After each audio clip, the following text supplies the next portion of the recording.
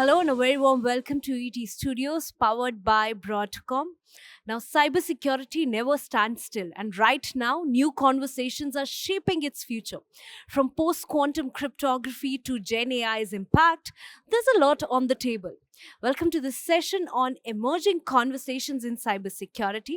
I'm Himanshi Tiwari, and joining me in this session is Manoj Sharma, Chief Security Strategist at Enterprise Security Group Broadcom. So thank you so much for joining us today. Himanshi, it's a pleasure and an honor. Thank you. It's our honor as well, sir. Starting with this cybersecurity landscape, it's huge. A lot of things are probably happening in this landscape. A lot of things are on the table currently. But if I ask you, what is that one or what are those big conversations, big emerging conversations around the cybersecurity landscape? What are your thoughts? Sure. There are more than a few, Himanshi, or we can go on all day. But in my interactions with the decision makers and the leaders and the people responsible for securing the most critical infrastructure and the enterprises, three or four are very prominent, if you will. The first one is the fact that the communication protocols we use today are continuously evolving, right?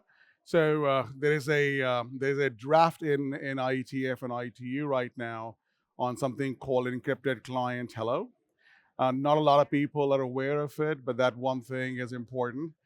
Post quantum, starting last year, started to become a conversation point. People are getting ready. They're very curious. Regulators are asking them as well. The other thing, which is commonly talked about, is AI, right? It has a lot of promises. It's a dual-edged sword. Everybody would agree with that. And finally, there is a skills gap in the cybersecurity world that is emerging as a bottleneck to do the right thing. So those are the few things I'd say are important, and it shows up in our conversations more often than otherwise. Thank you for sharing that and setting the context for us. You spoke about the encrypted client hello. Just talk to us about what is it actually and why it is so critical in the current cybersecurity landscape today. Sure. Look, technology gets better, right? And so the communication protocols. If you think the way machines and humans talk to each other with browser and servers, the protocol we use mostly on the internet, HTTP.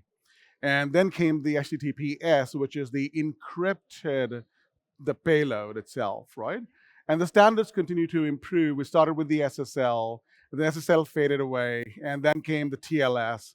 TLS 1.1 became 1.2, and that became 1.3. And now this the ECH is an extension to the TLS 1.3 protocol. It's widely used. TLS 1.3 is the standard, gold standard.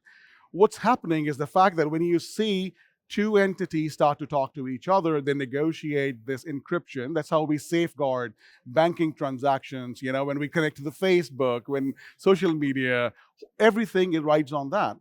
What happens is when this communication starts, in that start handshake, there is information. And that information clearly states what the destination looks like or what the destination is, right? So that is what we call the SNI, serve and name indicator.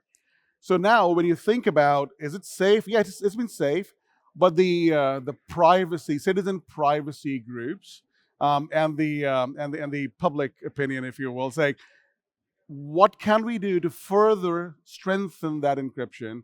So the goal of encrypted client hello is to take that only thing that is left in clear text and encrypt it, right? That's the good news. User privacy is improved. On the flip side, though, the flip side is the enterprises rely on that information to make a decision. If that's a banking site or it's a gun and violence site, it's a news site, so you make the acceptable use policy decisions, right? And if it's a bad site, if it's a hacking site, if it's a malware site, we have a lot of information that relies on that particular set of text, if you will.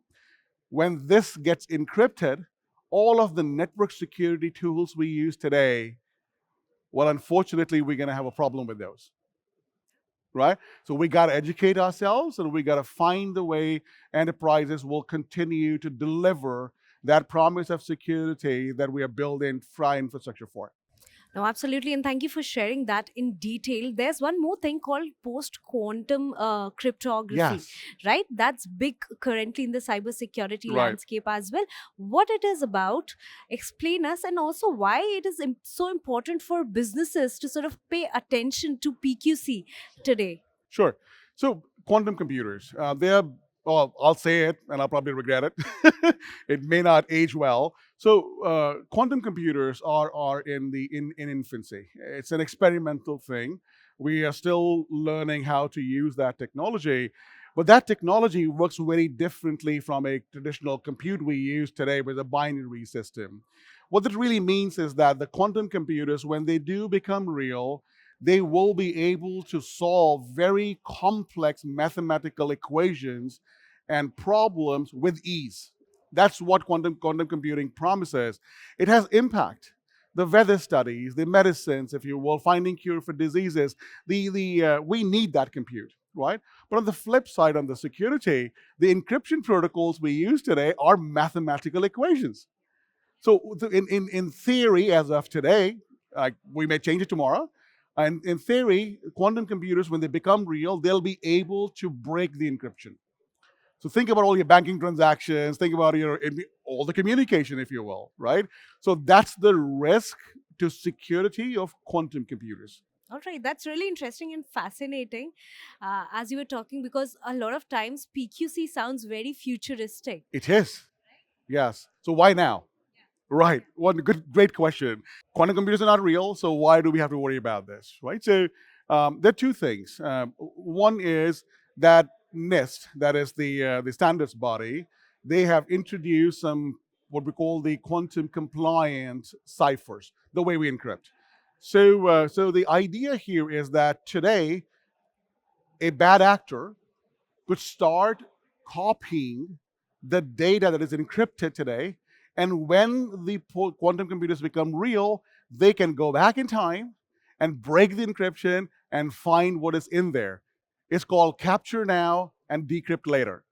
So now imagine all the intellectual property that we have built, all the customer data that we've been storing because we're custodian of it. If that data is captured today by a rogue actor, they will be able to break it in future, right? And so U.S. for a U.S. government like example, U.S. government has a mandate that by 2034, all of the data in the U.S. government will have to be PQC compliant. So what our customers are doing is they're taking dual approach. What we're saying is we need to make sure that the data in transit, data in motion, we need to safeguard that data with the new ciphers. And the second piece is when I connect with a device to manage it, to update it, we need to safeguard that too. So they're solving this data in motion problem first, and then we'll look at the management interfaces, if you will. Well, thank you for explaining that. But I also do feel that, like you said in your first answer, around the skills part, right? On the people side, the workforce, the cybersecurity workforce, particularly, is evolving, right? What will be those skills that will matter the most in the upcoming few years, as per you? I look here. I think we need to look at the numbers first, right? SANS did a survey, and the World Economic Forum also did some of the studies, if you will, think tanks. SANS is a nonpartisan, agency that I trust, and they published the numbers. Like we actually have 5 million people working in cybersecurity right now globally, right? Which is a very healthy number. But if you look, what does that number look like from last year? It's only grown like 0.1%. But the number of incidents, number of attacks, if you will, the amount of business we do is exponentially increasing. So we are not matching up with that. Now, on the flip side, when you look at the skills gap right now, that stands at 4.5 million, right? There's a huge gap. Now, the larger companies and enterprises in the world, they have the funding, they have the backing, they can hire people and they can retain people. But when you look at the smaller segment of the market, if you think that's the small and medium businesses, they don't have the right talent. They don't have the capacity to do this act of cybersecurity securely, right? And we are not producing, unfortunately, right kind of people, students from the colleges and universities. So we need to think about this very differently. And I think that the technology, when used right, will augment that human intelligence, right? So hiring managers today are literally looking at the other skill set outside of cybersecurity when they're hiring: problem solving, communication techniques, and so on and so forth. So now we are going to adjacent fields and that talent and hiring it and then training them on the job. The thing for cybersecurity is the only way to get trained in cybersecurity is what?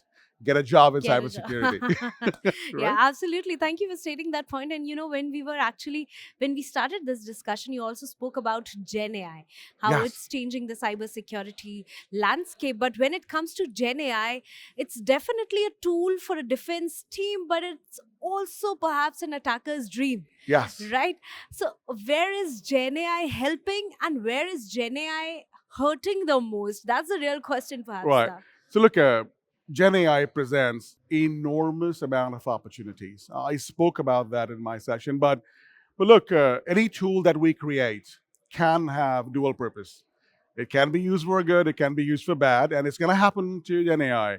Was 3 weeks ago, Anthropic's Claude was actually used for a mass attack on enterprises. It was all automated, all automated.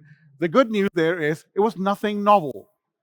It was nothing that we hadn't seen before. It is the velocity of it, right? The density of the attack that we need to prepare for. But AI for productivity use is something the world should look forward to. It has to be adopted in the culture. It has to be looked up to, not looked down upon. But there are guardrails that we need to build, and there are a variety of vendors and techniques and common sense that you can deploy to safely adopt the Gen AI in the business in a compliant fashion. All right, as we're moving towards the end of this conversation, if we fast forward 3 to 5 years, Yes. what's that one thing that you think is going to redefine the cybersecurity landscape? Sure. Look, everything we talked about, next 3 to 5 years is all focused on automation, on both protection and the attack as well, right? So we need to start building this automation, rely more on automation, learn from the mistakes we made, and be able to build an infrastructure and architecture and operations and workflows that really start taking humans out of the equation every step of the SOC workflow. I think automation is the way to success here. The future of cybersecurity, what we all discussed, is will be written by these emerging conversations, Absolutely. perhaps. And thank you so much for discussing this very insightful and fascinating discussion it has been. And what I understand, the challenge is perhaps acting on these conversations that we had, so that they do not become tomorrow's problems. You bet. It's time is right now. Opportunity is right now. And we should go capture it. Yeah, Right? absolutely. The time is now. There would be no future if we won't start acting now. Himanshi? Yeah, exactly. You said it right. Thank you so much for being a part of this conversation. And to our viewers, stay tuned for many, many more such interesting and fascinating conversations around cybersecurity only at ETCISO.